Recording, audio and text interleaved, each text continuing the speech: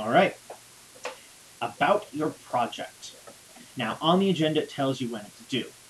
There's also a secondary date, though, before then. Before all your final reports are due, you gotta give me just the answers. All right, now, we'll work backwards. Here you have this lovely explanation of what I want in the report. Once you have an answer, you need to give me a detailed introduction. You gotta give me all the stuff that you knew, all the stuff I told you, that is. Then you need to explain what you did and how you did it. Then you're going to repeat yourself. But this time you're not going to tell me how you got the answers. You're just going to tell me the answers. Then you're going to give me a pretty little picture. For this picture, I want you to use this website that I have linked on the project briefcase, so you should be able to find it. And that'll be the end. Here's an example. So, you have the introduction of the stuff that you know. Then you break it down into the things that you need to solve. I'll explain to you momentarily how to do this. Tell me everything you used, everything you know, including all of the equations. I did not write the equations because you should be able to figure that out. Then, step by step, where 1 goes to number 1. Then when you're done explaining how you found the answer to number 1, you tell me number 2. How did you do that? And you must do it like this. It has to be in this format, or I will not grade it. All the way down. Then, findings. Don't tell me how you did it. Just tell me what you did. Sorry, what the answer was. What was the acceleration? Bam. There it is. Oh, but Mr. Sazzle, what's this blah blah blah thing that you have underneath it? Oh, I don't know. Let's check. If we go up here... Ah, a list of evidence. So, you've told me in the analysis section how you found it. Now you're going to tell me the answer, and you're just going to give me pieces of evidence saying why that is. For instance, the acceleration is this.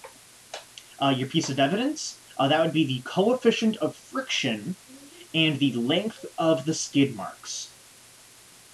What was the velocity of the cars right after the crash?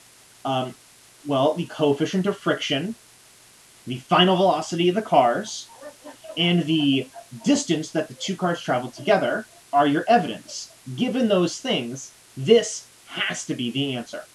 So on and so forth. And then a picture. It probably will not be 1 page, it might be 2 pages, it might be 3 pages. But it doesn't matter, because it's going to be saved as a PDF, like this. So the length of it doesn't matter.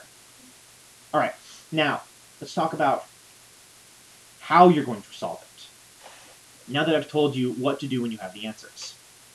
There are 3 parts to a crash.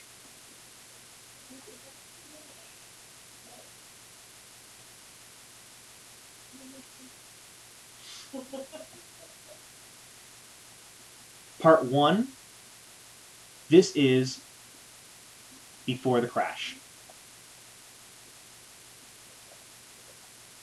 Step 2 is the actual crash. And step 3,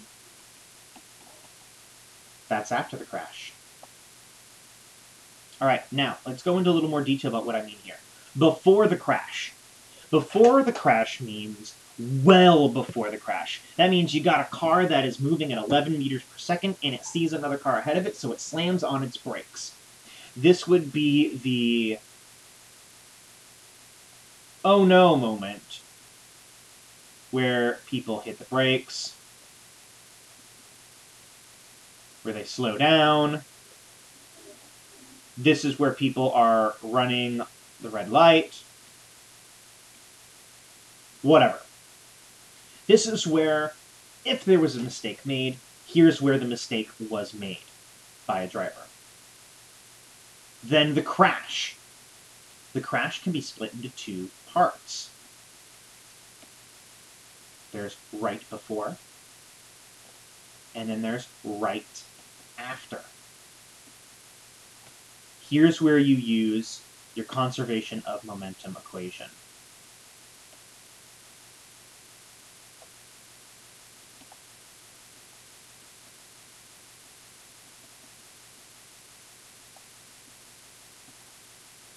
Then there's after the crash, where you got two cars together,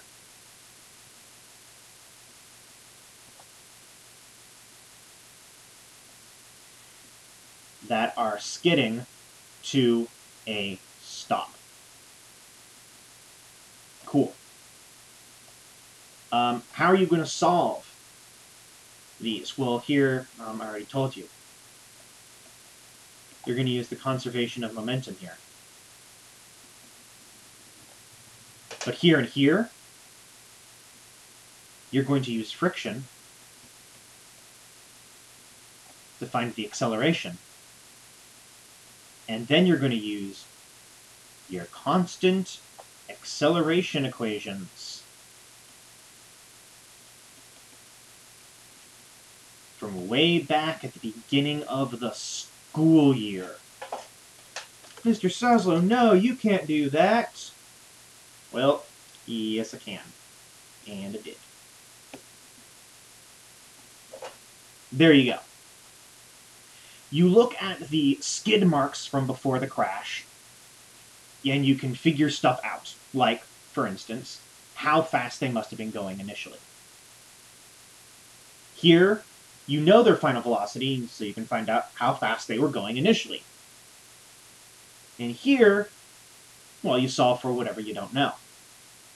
In almost every scenario, you're going to be solving in this direction. First, you will solve for V final.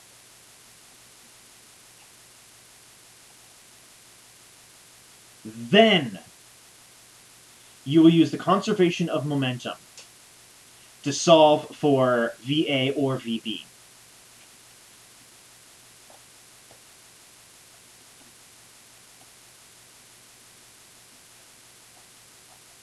Then, you will solve for the velocity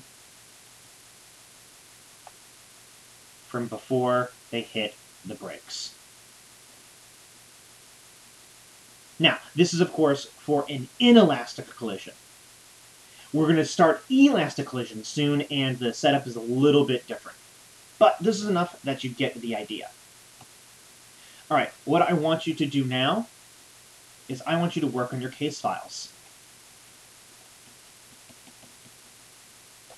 If you have questions for me, surprise, surprise, post it in the share stuff.